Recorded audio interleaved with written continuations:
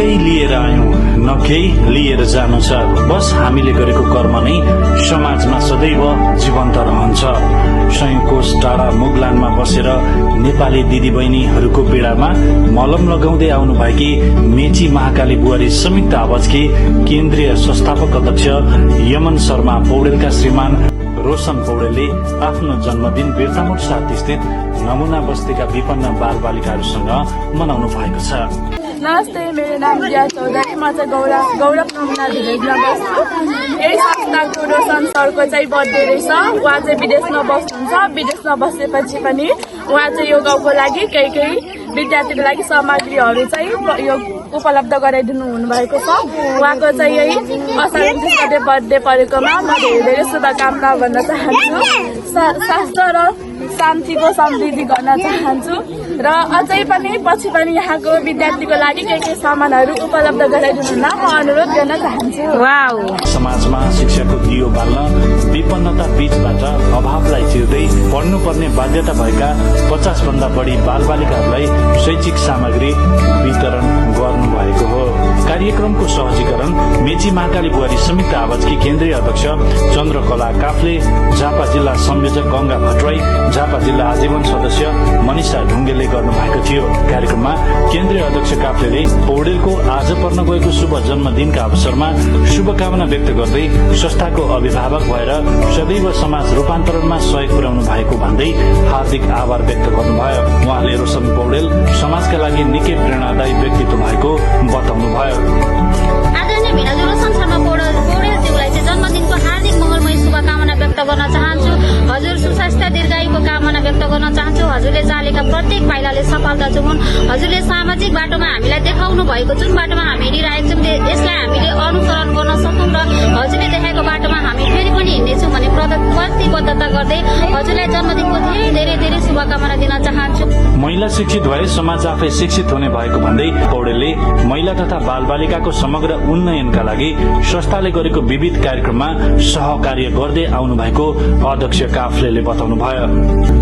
रोशन पौडेलले आफ्नो जन्मदिन ससाना बाल बालिकाहरूसँग मनाई स्नेह सद्भाव प्रकट गर्नु भएकोमा विशेष धन्यवाद दिनुभयो।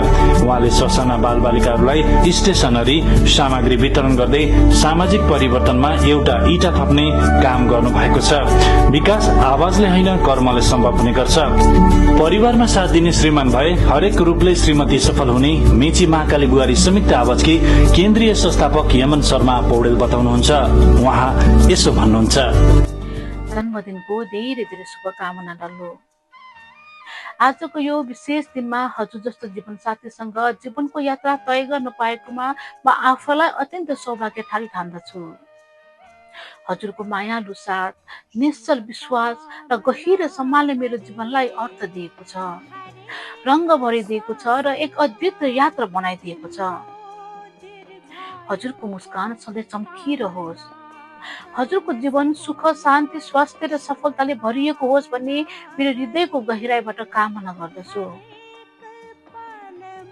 हजुर मेरो लागि केवल जीवन साथी मात्र होइन, मेरो प्रेरणा, मेरो विश्वासका पात्र, मेरो आत्माको अंश, मेरो शक्ति र मेरो अभिमान पनि हुनुहुन्छ। जीवनका हरेक मोडमा हजुरले दिएको साथ, माया र सहनशीलता मेरो लागि अमूल्य छ। हजुरको हात समाउँदै बिताएका ती पलहरू सम्झँदा आँखा रसाउँछन्।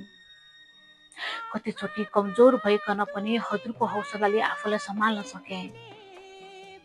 हजुर मेरो जीवनको त्यो उज्यालो प्रकाश हुनुहुन्छ जसले हरेक अँध्यारोमा उज्यालो देखाउँछ। आज हजुरलाई शुभकामना मात्र होइन,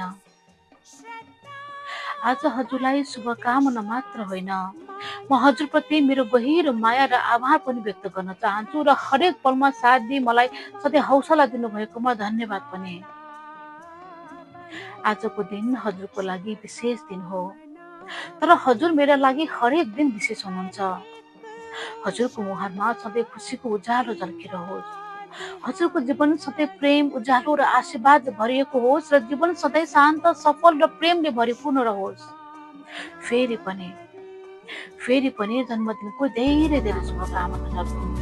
जसरी माया स्नेह र समाजप्रतिको सेवाभावमा पति श्रीमान रोशन पौडेलले श्रीमती यमन शर्मा पौडेललाई साथ दिनुभएको छ, साँच्चै समाजका लागि यो अनुकरणीय बन्न पुगेको छ। बिर्तामोड 7 स्थित नयाँ बस्तीका विपन्न बालबालिकाहरूलाई आवश्यक शैक्षिक सामग्री वितरण गरी सहयोग प्रदान गरेको भन्दै नयाँ बस्तीका स्थानीयवासीहरूले खुशी प्रकट गरेका छन्। रोशन सर हजुरलाई जन्मदिनको लाखौं शुभकामना। धन्यवाद हामीलाई सम्मान र माया गरेकोमा। कार्यक्रममा मेची महाकाली बुहारी संयुक्त आवाजकी झापा जिल्ला संयोजक भट्टराईले जन्मदिन रचनात्मक बनाउँदै दूर दराजका बालबालिकाहरूको आवश्यकता पूरा गरी आफ्नो जन्म उत्सव मनाउनु समाजका लागि उत्प्रेरणा बनेको बताउनु भयो। उहाँले जन्मदिनको अवसरमा शुभकामना अर्पण गर्दै रोशन पौडेल जस्ता मानिसलाई समाजले माया गर्दै सदैव स्मरण गर्ने बताउनु भयो। उपस्थित सम्पूर्णमा नमस्कार। म मेची महाकाली बुहारी संयुक्त आवाजकी झापा जिल्ला अध्यक्ष गंगा भट्टराई र आज हामी यहाँ बिर्तामोड 7 स्थित नगर गौरव बस्तीमा उपस्थित भएका छौँ। हाम्रो इन्टरनेसनल अध्यक्ष मेम्सा नेपालकी अध्यक्ष यमन शर्मा सुब्बाजीको श्रीमान आदरणीय भिनाजु रोशन पौडेलजीको जन्मदिनको अवसर पारेर हाम्रो यमन शर्मा सुब्बाजीले चाहिँ यो छोटो सानो कार्यक्रम आयोजना गर्नुभएको थियो र हामी यहाँ स्टेसनरीका सामानहरू लिएर उपस्थित भएका छौँ र रोशन पौडेल जस्ता व्यक्तिलाई समाजले सधैँ स्मरण गर्ने बताउनु भयो।